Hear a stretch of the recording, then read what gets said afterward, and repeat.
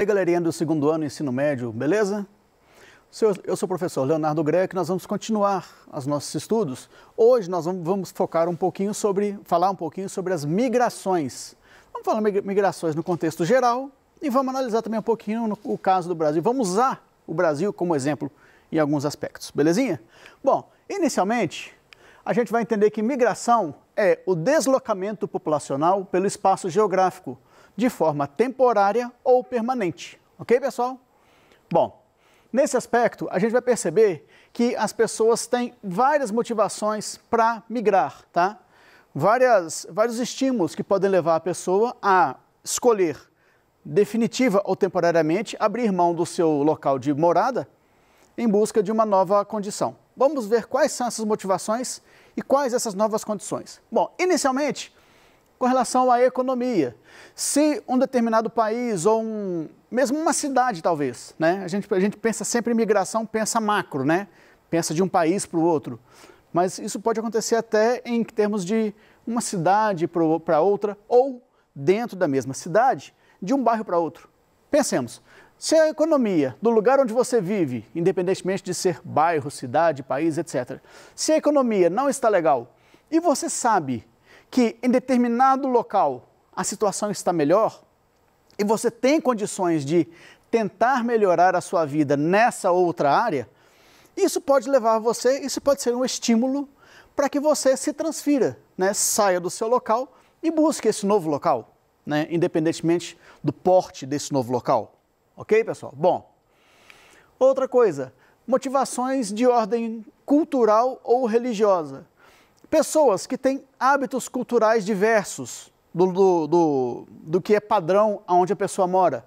E pessoas que também têm crenças religiosas que também são diferentes, por vezes, podem optar por migrar. E aí, um parêntese, pessoal. Nesse caso, a migração ela pode ser temporária, no caso, por exemplo, da prática religiosa. Vou detalhar isso um pouquinho mais. Pessoas que praticam o islamismo têm como um dos preceitos, uma das regras que ele deve seguir, a viagem, pelo menos uma vez na vida, para a cidade de Meca, no Oriente Médio, ok? Aí, nesse aspecto, a pessoa vai sair da sua cidade, do seu país, e vai migrar temporariamente para a cidade de Meca, mas sem significar que ela tenha sido pressionada a isso, que ela tenha sido hostilizada, e aí a situação na sua cidade ficou insuportável e ela teve que migrar. Não. Nesse caso específico, a migração, além de temporária, porque ela vai voltar para a sua cidade, a migração ocorreu por vontade da pessoa. Era um desejo dessa pessoa praticar uma peregrinação religiosa a Meca, como mostra a foto aqui, ó. Essa foto é uma foto tirada na própria cidade de Meca, né? Esse cubo negro aí é a Kaaba, né? É o centro da peregrinação dos muçulmanos quando em Meca, ok? Bom, voltando ao assunto das migrações, então a migração ela pode ocorrer por questões culturais ou religiosas. Se for por opção, a pessoa pode optar, né? Pode decidir ir prestar a sua homenagem, etc, tal, né? Fazer as suas reverências e retornar. Ou ela pode migrar de forma permanente. E aí é o caso em que aí sim, ela sofre algum tipo de hostilidade, ela é perseguida de alguma forma, fazendo com que a sua permanência no seu local natal, na cidade onde ela vive, né, se torne algo insuportável, não seguro, arriscado para ela e para sua família. E aí, nesse caso, a migração ela se dá de modo definitivo. Ok, pessoal? Bom, seguindo aqui em outras motivações para se promover a migração. Migração por motivação política. Ocorre quando, vivendo em regiões onde verifica-se instabilidade política, chegando a extremos, como guerras civis, as pessoas buscam refúgio. E aí, nesse caso, tem um termo específico, que é o asilo político, em países mais estáveis. A gente tem exemplos num passado recente e na atualidade também, em países da nossa América Latina, em países da África, países da Ásia, né? Aonde, pensem aonde, imagine a seguinte situação, a economia poderia até nem estar tão ruim assim, em uma situação de relativa estabilidade. Contudo, a instabilidade do processo político em um determinado país faz com que, mesmo que uma determinada família tenha uma situação econômica, uma estabilidade material, porém, essa insegurança política leva para uma insegurança social, né? O que faz com que essa família, ainda que materialmente estável, opte, ou melhor, nem seria bom falar em optar, né? Ela seja obrigada a buscar outras fronteiras, outros países para viver, tá? Então, essa é a motivação por uma questão política. Normalmente, é uma situação emergencial, quando no seu país o clima se torna insustentável e aí você nem fala em migrar, você fala em buscar refúgio. Por isso o termo asilo político. Ok, pessoal? Sigamos, galera. Migrações naturais, ou melhor dizendo, migrações por motivações naturais, né? Climáticas. Ocorrem quando, em determinadas áreas, acontecem desastres naturais que dificultam ou inviabilizam a permanência das pessoas naquele local. Atenção, pessoal, quando a gente menciona desastres naturais, a nossa primeira iniciativa, né, o que vem primeiro à nossa cabeça é pensar em algo dramático, intenso e que ocorreu repentinamente. Nem sempre, tá? Você pode ter uma situação que perdurou por anos ou até por décadas e que acabam configurando, no final das contas, um cenário de desastre natural. Pensem, por exemplo, no nosso país, a região do Nordeste brasileiro.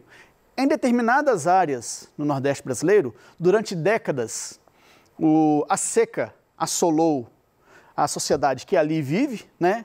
Fazendo com que a situação naquela região, em determinadas áreas do Nordeste, pudessem ser classificadas como regiões de desastres naturais, tá? Então, é só um exemplo, tá? Pode ser algo impactante, como também pode ser algo que gradativamente foi se desenhando o cenário de um desastre natural.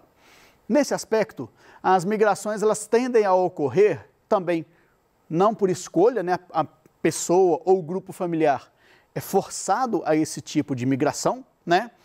E essa migração, ela tende a ocorrer dentro das fronteiras do Brasil, no caso, no exemplo, né? Dentro das fronteiras do país, e ela pode ser definitiva ou ela pode ser também temporária.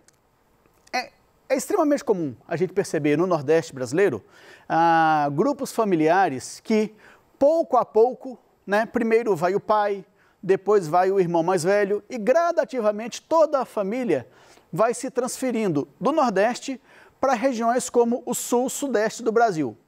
Tá? Essa transferência pode ser definitiva ou ela pode ocorrer de uma outra maneira também. Do grupo familiar saem o pai e os filhos mais velhos, os filhos homens mais velhos. E eles, durante um determinado período do ano, eles se transferem para determinadas áreas do Brasil para trabalhar numa atividade específica, numa atividade, a gente fala de atividade sazonal. É o caso, por exemplo, da colheita do café, colheita da cana-de-açúcar. Quando aconteceu a construção de Brasília, na década de 1950, houve a presença de um grande fluxo de migrantes nordestinos para contribuírem, para trabalhar na construção da capital federal, mas isso a gente vai detalhar depois, né? Então percebam, ainda que seja uma migração motivada por aspectos naturais, mas essa migração ela tem várias características, tá? Então a gente não tem por exemplo, uma receita de bolo. Várias características vão identificar não só as migrações naturais, como as várias outras que a gente analisa ao longo do tempo, ok? Bom, seguindo, galerinha.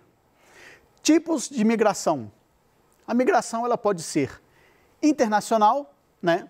De um país para o outro, de um continente para o outro, né? Ela pode ser também interna, quando ela ocorre dentro do próprio país. O exemplo que eu acabei de falar é um exemplo bem característico, né? Existem até situações, como eu falei no inicinho da nossa aula de agora, que as migrações elas podem se verificar de um país para outro, dentro de um mesmo país, de uma região para outra, de um estado para outro, de cidade para outra, de uma cidade para outra. Olha como eu vou só diminuindo a área de análise, né?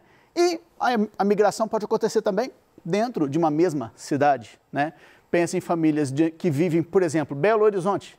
Uma família que vive na periferia de Belo Horizonte, por alguma razão, a situação nessa periferia que a pessoa vive se tornou extremamente difícil ou até mesmo insustentável, fazendo com que essa família busque meios para viver, para se transferir para uma outra área da mesma Belo Horizonte, tá? Bom, interregional de um estado ou região para outro, e intrarregional, dentro de um mesmo estado ou região. Já falamos disso aqui tudo rapidinho, né? Bem detalhadinho, espero que seja bem tranquilo para vocês, ok, pessoal? Bom, a migração, já falei nessa mesma aula nossa, né? Ela pode ser definitiva, a pessoa sai da sua área de origem e, ao chegar na sua área de destino, seja ela um outro país ou uma outra cidade, né, dentro da sua mesma região, ela não faz o caminho de volta.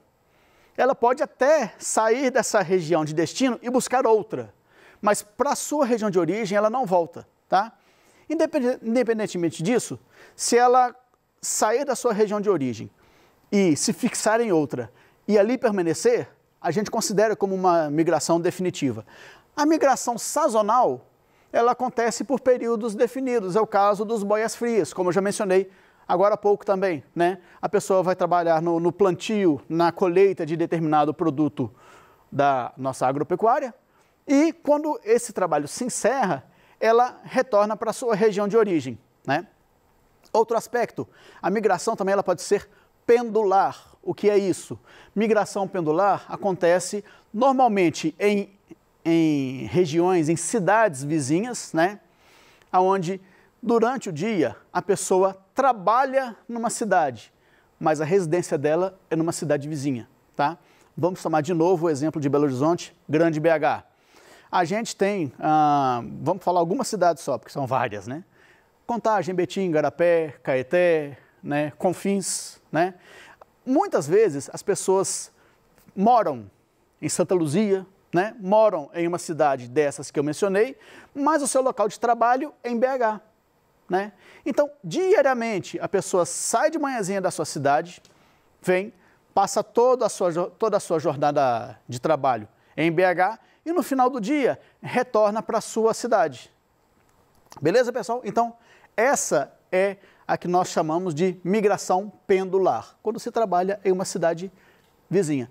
Um outro termo para a gente falar sobre migração pendular também, a gente fala de transumância. Esse nome horroroso, mas que a gente pode utilizar também para classificar a migração pendular. Ok, galera?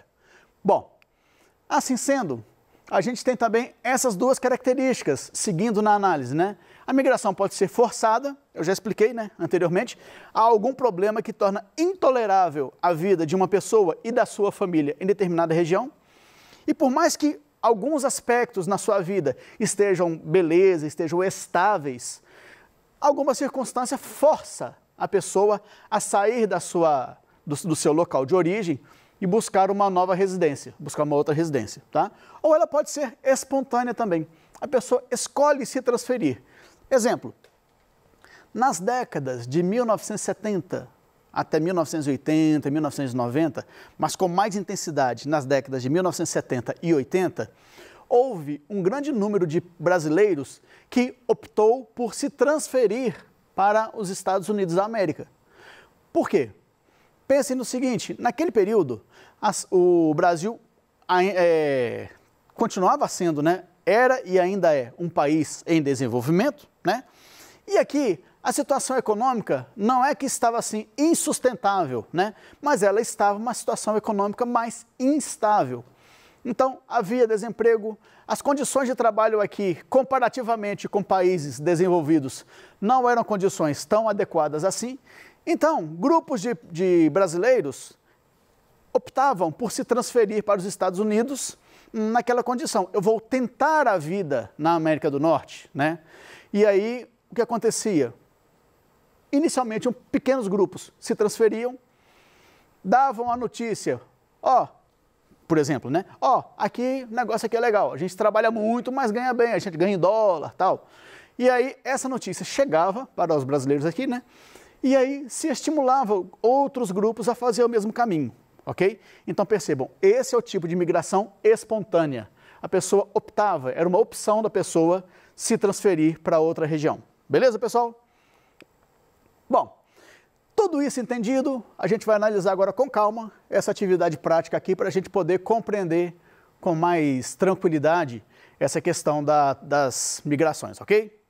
Bom, isso foi divulgado pelo Portal Terra, esse trecho foi divulgado pelo Portal Terra entre 30 de setembro de 2012 e é a partir dele que nós vamos analisar o exercício, ok?